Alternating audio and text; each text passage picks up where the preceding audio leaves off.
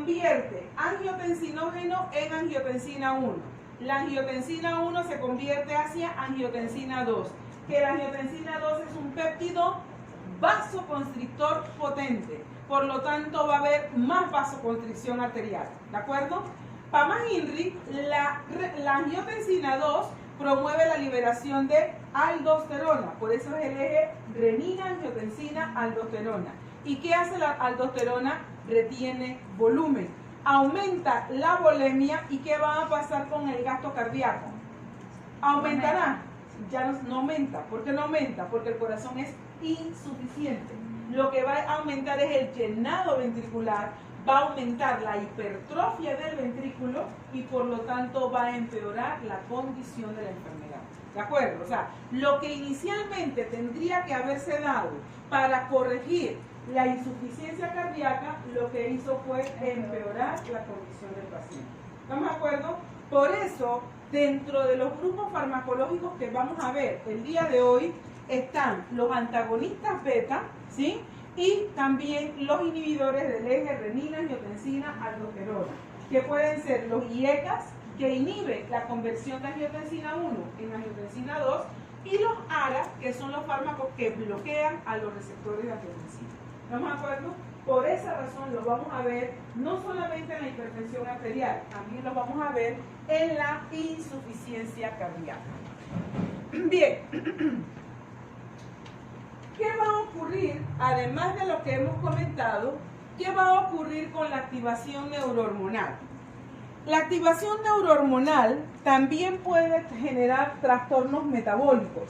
Y esos trastornos metabólicos producir la formación de ¿qué? De placas de ateroma. La dislipidemia puede inducir la formación de esas placas de ateroma. Ahora imagínense este escenario. Tengo un corazón que es insuficiente. ¿De acuerdo? Y tengo coronarias tamponadas o taponadas con grasa. ¿Qué va a ocurrir con ese corazón? Tiene todas las papeletas para infartarse. Todas. ¿Por qué? Porque encima de que él está hipertrofiado, ¿de acuerdo? Cuando un corazón, miren esto, porque a mí esta parte me gusta mucho, que la podamos entender. Y no solamente para la clase, necesito que la entiendan para la vida. ¿De acuerdo? Cuando yo tengo un corazón que se hipertrofia, ¡pum!, se hipertrofió. ¿Qué pasa con ese volumen y las paredes? ¿Qué pasa con ese volumen y las paredes del ventrículo? Él presiona la pared del ventrículo, ¿se entiende, verdad? Si yo presiono a las paredes del ventrículo, ¿qué pasa con el flujo coronario? ¿Aumenta o disminuye? Disminuye. Si yo estoy presionando la pared, yo agarro y presiono la pared, ¿qué pasa con los vasos? Quedan aprisionados entre la pared y el volumen. ¿Estamos de acuerdo? Eso se llama compresión vascular. Y esta compresión vascular lo que hace es que el flujo hacia las zonas más profundas del corazón disminuya, porque yo estoy comprimiendo el flujo. ¿Estamos de acuerdo? El volumen hace que haya menos flujo. Si a eso ustedes le suman la vasoconstricción de noradrenalina, adrenalina y angiotensina, vamos a tener todavía menos flujo. ¿Qué va a pasar si el flujo disminuye? ¿Qué riesgo tiene el paciente? ¿Qué riesgo tiene si el flujo disminuye? Díganlo. ¿Ah? Si no hay flujo, ¿qué va a haber? Antes de eso. Isquemia. La isquemia. Ese es el infarto del miocardio. Por eso este paciente tiene todas las papeletas para infartarse. ¿De acuerdo? Porque reduce el flujo producto de la compresión, producto de la vasoconstricción y probablemente producto de la formación de placas de ateroma. ¿Estamos de acuerdo aquí? Entonces, esto me lleva a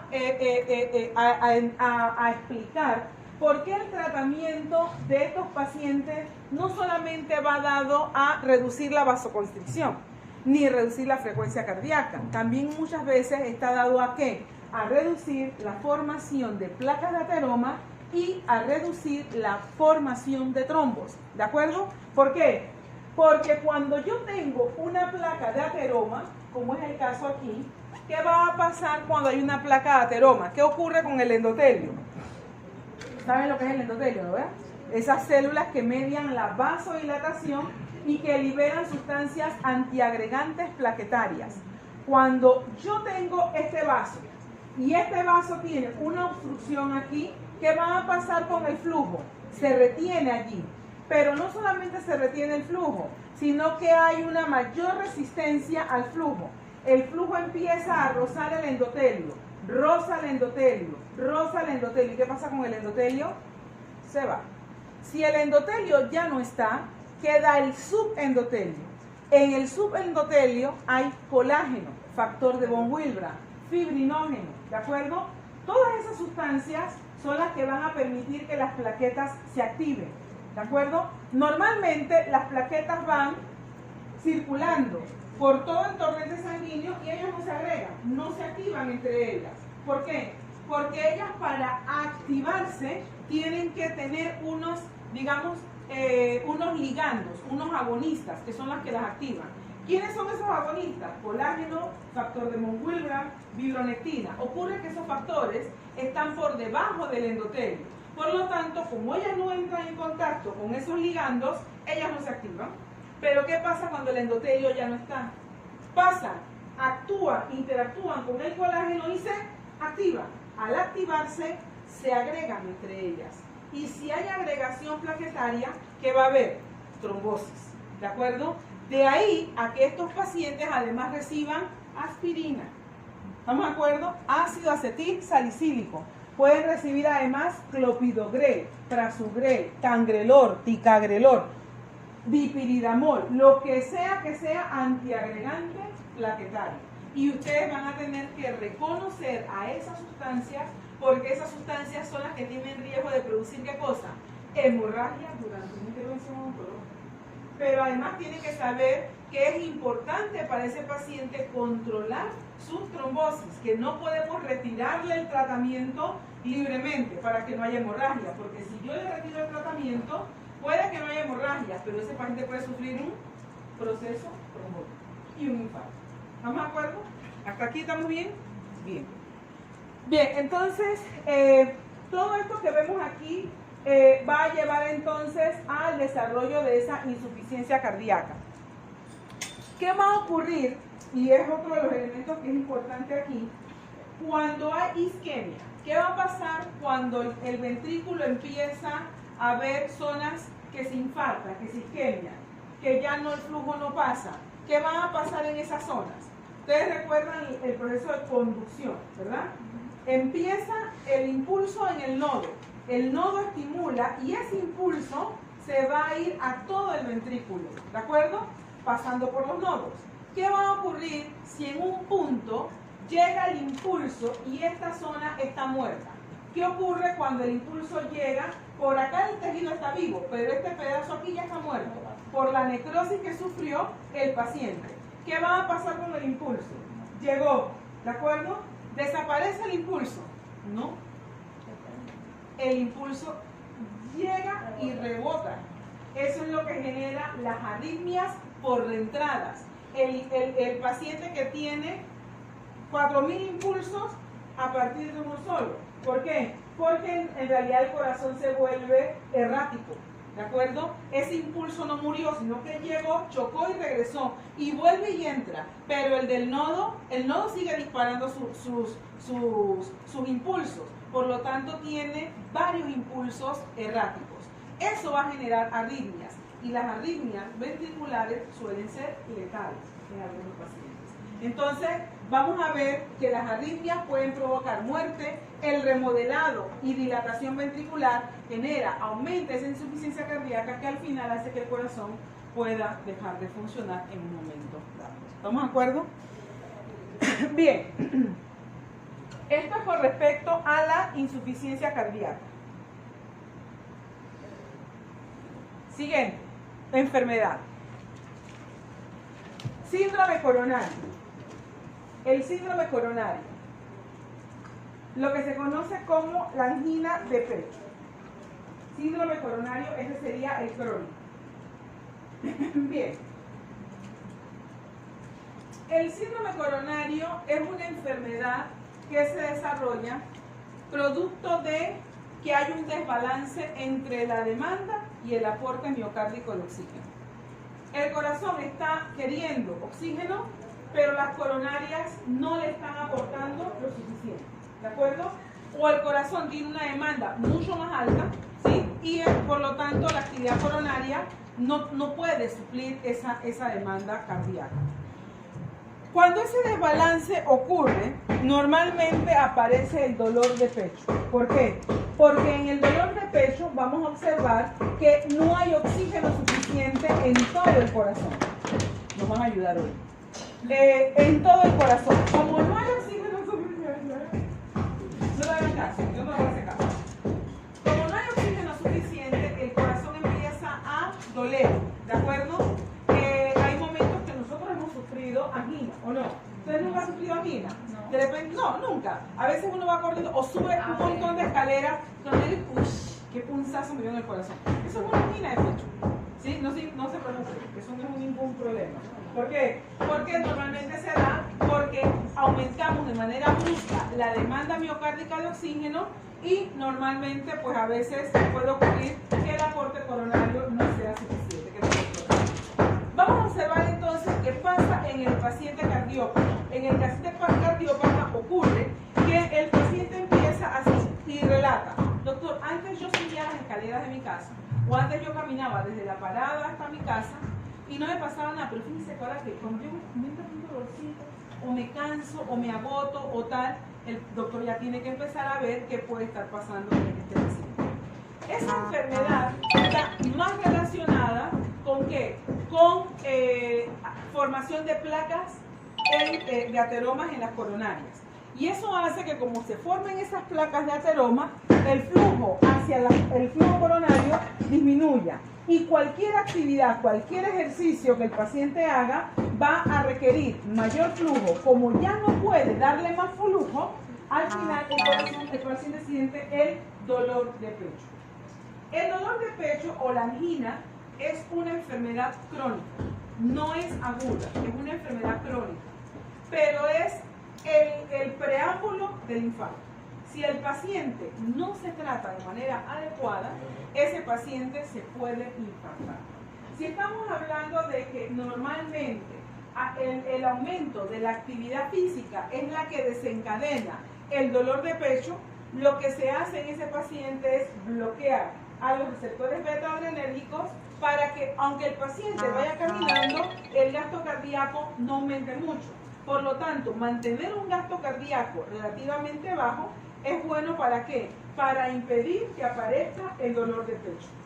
También es importante, ¿qué cosa? La vasodilatación, porque la vasodilatación también reduce el gasto cardíaco. Y van a ver pacientes con ¿qué? Con verapamilo, pacientes con amlodipino, que son bloqueantes de canales de calcio, son vasodilatadores. Y eso también ayuda a la actividad cardíaca. Y además van a ver a ese paciente siendo tratado ¿con quién? Con estatinas, la rosuvastatina, la atorvastatina. ¿Por qué? Porque son fármacos que reducen a los lípidos plasmáticos y controlan la formación de las placas de ateroma. ¿De acuerdo? Pero también ese paciente va a recibir aspirina. ¿Por qué? Porque si yo tengo placa de ateroma, tengo la posibilidad de ¿qué? De agregación plaquetaria en esa zona y por lo tanto un riesgo de trombosis. Entonces ustedes ven que llega ese paciente con un beta bloqueante, llega con un IECA o un ARA, llega con aspirina y llega con rosuvastatina. Y cada uno de esos compuestos puede de una forma o de otra interferir con la terapia odontológica. ¿De acuerdo? Que es lo que vamos a ver en la segunda parte de la clase. Entonces, cuando el flujo coronario aumenta o el consumo de oxígeno aumenta, aparece entonces la angina o el dolor de pecho. El flujo coronario puede aumentar ¿por qué? Por una vasoconstricción, una disfunción del endotelio, la formación de trombos, la presencia de placas de ateroma y la estenosis coronaria. ¿De acuerdo? Mientras que el consumo miocárdico de oxígeno aumenta ¿cuándo? Aumenta la frecuencia cardíaca, aumenta la fuerza de contracción, aumenta la precarga o aumenta la postcarga. ¿De acuerdo? Que ya eso lo hemos visto en la primera parte de la clase. Esto es con respecto a a estas condiciones, ¿de acuerdo? Preguntas hasta aquí. Preguntas.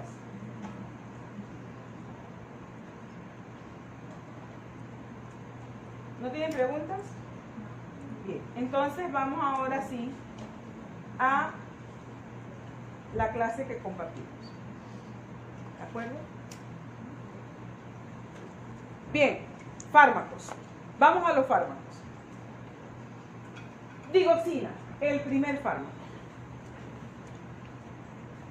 La digoxina es un fármaco que se emplea particularmente en el tratamiento de la insuficiencia cardíaca y en algunos tipos de arritmias también. La digoxina se conoce como fármaco inotrópico positivo. El inotropismo positivo es el aumento de la fuerza de contracción, ¿de acuerdo? Es un inotrópico positivo.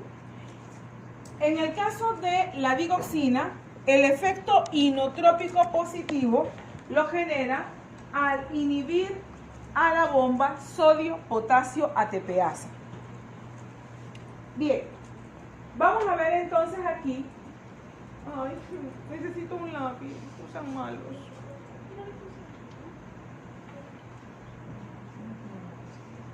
No, lápiz de este, sí.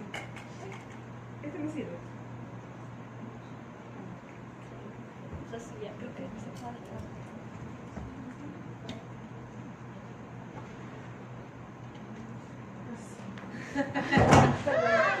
Gracias. No te preocupes, te perdono todo. Bien. Ahí está. Bien, entonces, vamos a ver entonces la actividad de la digoxina. ¿Por qué la digoxina se emplea en la insuficiencia cardíaca? Porque aumenta la contractilidad. ¿Cómo lo hace? Yo voy a explicar lo que ocurre normalmente. Vamos a ver aquí qué cosa. Vemos a la bomba sodio-potasio ATPasa, ¿de acuerdo? Esta bomba introduce 2 iones de potasio y saca 2 iones de sodio. ¿Vamos bien aquí? Esos iones de sodio, para mantener esa actividad, miren, aquí hay una cosa que siempre tenemos que recordar. Esto lo comentamos siempre. Ustedes saben lo que es el club igual, ¿verdad? Tiene una acá adentro, un símbolo con acá adentro. El potasio es un ion intracelular. Eso no se les va a olvidar. El potasio es un ion intracelular. Por lo tanto, la bomba sodio-potasio ATPasa, ¿hacia dónde lleva el potasio? Hacia adentro. Claro, si el potasio intracelular lo lleva hacia adentro, ¿de acuerdo? Entonces, ¿qué va a ocurrir aquí? Vamos a observar entonces que, ¿sí? Vamos a observar que el potasio tiene que estar dentro. Por lo tanto, la bomba va a llevar el potasio hacia adentro de la célula, que es donde debe estar. Cuando ella mete potasio, ¿a quién saca? A sodio. Pero para que el potasio siga entrando, ¿qué tiene que pasar con el sodio?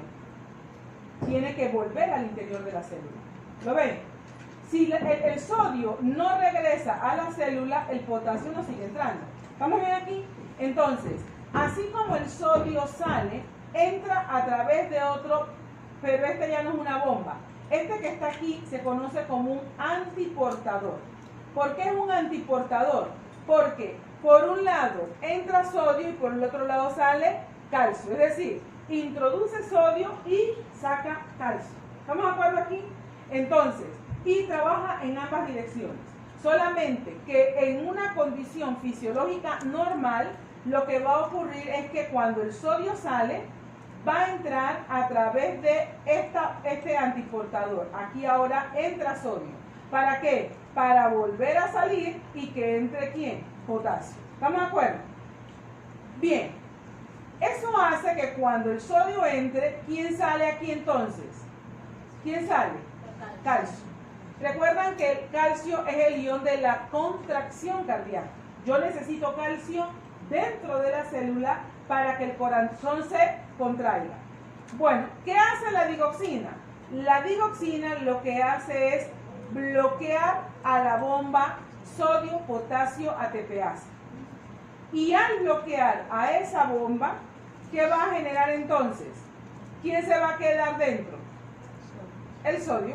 Ahora el sodio va a empezar a acumularse dentro de la célula. ¿Estamos bien aquí? ¿Qué obliga ese incremento del sodio intracelular? ¿A qué obliga? A sacarlo. ¿Por dónde lo va a sacar? Por aquí. Por aquí él va a sacar el sodio. ¿Estamos de acuerdo? Y a cambio de eso, ¿qué va a ocurrir? ¿Quién va a entrar? Belleza pura. Ahora entra calcio. Ahora entra calcio y el calcio genera la contractilidad. Eso hace que la digoxina genere un aumento de la fuerza de contracción. Y ustedes recuerdan qué pacientes requieren ese aumento de la fuerza de contracción. Los pacientes con qué enfermedad: hipertensión arterial, diabetes, angina de pecho, insuficiencia cardíaca. ¿Qué pacientes? En insuficiencia cardíaca. Entonces, por esa razón, estos fármacos son útiles en pacientes con insuficiencia cardíaca. Por otra parte, aunque no aparece en este esquema, la digoxina tiene la posibilidad de estimular al nervio vago. ¿Sí? Estimula al vago. Si estimulamos al vago, ¿qué neurotransmisor se libera? Si estimulamos al vago, ¿qué neurotransmisor se libera? ¿Qué regiones estimulamos? ¿Qué neurotransmisor?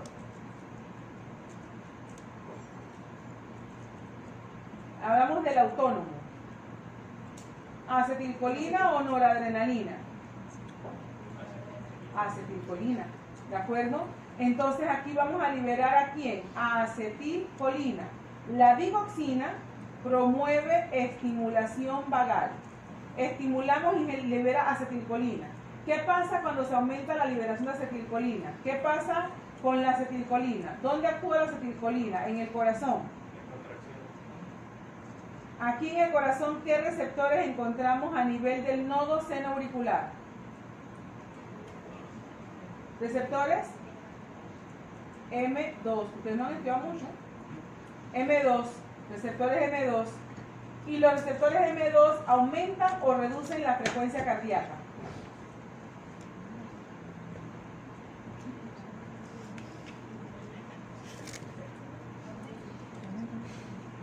Miren, chicos, es sencillo, de verdad, ustedes se complican. Miren, piénsenlo cuando ustedes tienen, cuando les aumenta la frecuencia cardíaca,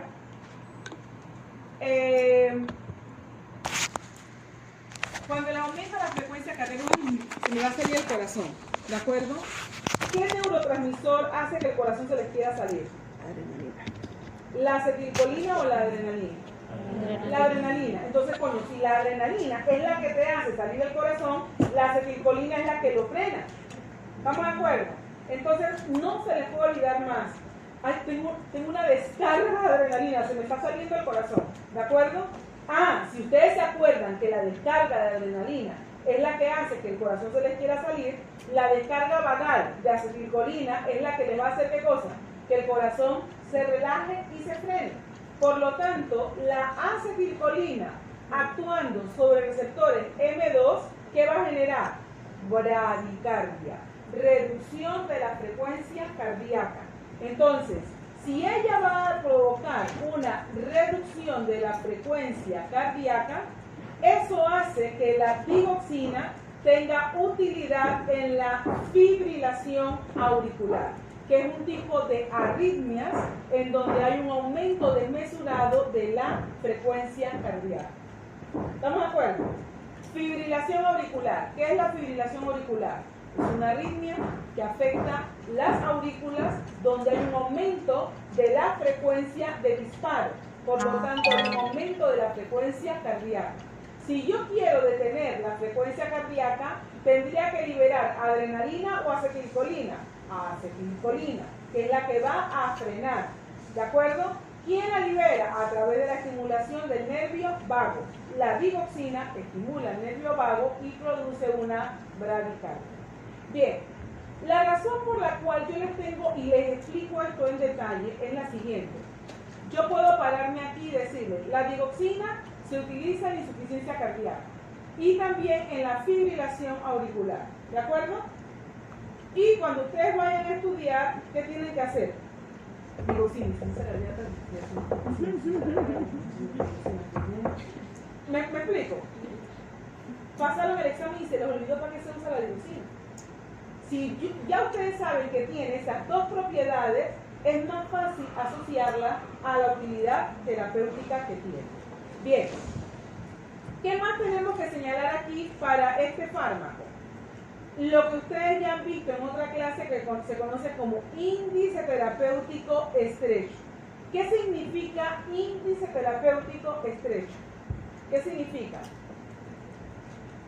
Que debe ser, las dosis dadas al paciente deben de ser reguladas, ya que si se pasan, pues puede crear efectos adversos. Exactamente. Significa que cualquier cambio en la concentración plasmática puede afectar la eficacia o puede afectar la toxicidad. Decíamos entonces esto, cuando tenemos índice terapéutico. Este es mi ventana o índice terapéutico. Significa la distancia que hay entre la concentración eficaz mínima, ¿de acuerdo? La concentración eficaz mínima y la concentración máxima tolerada. Ese es mi índice terapéutico. Es esa ventana donde yo estoy dentro de mi concentración eficaz y no alcanzo concentración tóxica. ¿De acuerdo? Por acá arriba tengo toxicidad. Por acá arriba tengo toxicidad. Por acá arriba tengo toxicidad. Y por debajo, ¿qué tendríamos? Por debajo de la concentración eficaz mínima tendríamos falla terapéutica. Las dos cosas son malas. Porque si yo tengo una falla terapéutica, significa que el paciente va a desarrollar aún más la enfermedad. Si tengo una toxicidad, significa que puedo generar arritmias y muerte, porque el efecto tóxico de la digoxina son arritmias ventriculares letales. Por lo tanto, ni una ni otra cosa van a ser, digamos, lo óptimo. ¿Cuáles son los efectos adversos asociados a la digoxina? Tiene tres características. El efecto adverso gastrointestinal, que normalmente cuando el paciente tiene intoxicación digitálica, vamos a observar muchas náuseas, vómitos en ese paciente y en algunos casos va a ocurrir hasta diarrea. El trastorno neurológico, el paciente se va a presentar con mialgias, se va a presentar con fatiga, el paciente se va a presentar como desorientado, ¿de acuerdo? Y otro de los efectos que produce la intoxicación por digoxina es la visión borrosa y también el cambio de coloración en la visión, lo que se conoce como la cromatopsia. La cromatopsia es que el sujeto ve todo de un solo color, ¿de acuerdo? Y normalmente es un color amarillo, ¿sí? Si ustedes quieren, ustedes saben quién es Van Gogh, el pintor. Ven que todas sus pinturas siempre tenían destellos amarillos, ¿sí? Y la razón es porque él sufría de insuficiencia cardíaca y era tratado con digoxina, ¿de acuerdo? Y esa es una de las razones por las que él tendría a pintar estos cuadros en color amarillo. Era un efecto adverso de la digoxina. Y a nivel cardíaco, ¿qué puede ocurrir? Las palpitaciones. Recuerden que les decía que la digoxina puede generar efectos directos y puede afectar la actividad cardíaca. Por lo tanto, las palpitaciones, el síncope, ¿sí? La aparición de las arritmias, sobre todo arritmias ventriculares, pueden provocar digamos, llevar a la muerte del paciente. ¿De acuerdo? Entonces, cualquiera de estos signos que ustedes identifiquen durante la intervención odontológica es un llamado de atención para conocer que el paciente está sufriendo una intoxicación digital. Bien, ¿qué pasa con la digoxina en el contexto de odontología? Hay que tener mucho cuidado en los pacientes que están bajo tratamiento con digoxina cuando ustedes utilizan adrenalina o utilizan atropina. ¿Por qué?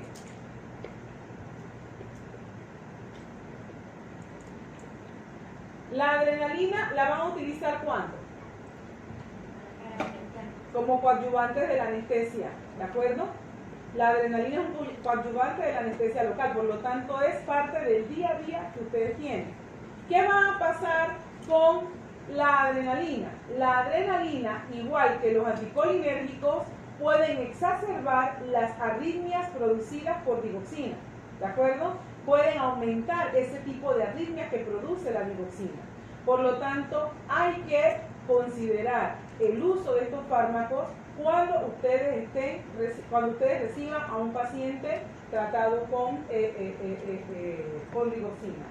Los anticolinérgicos, ¿para qué los utilizan ustedes los anticolinérgicos? ¿Para qué utilizan los anticolinérgicos, los antagonistas muscarínicos?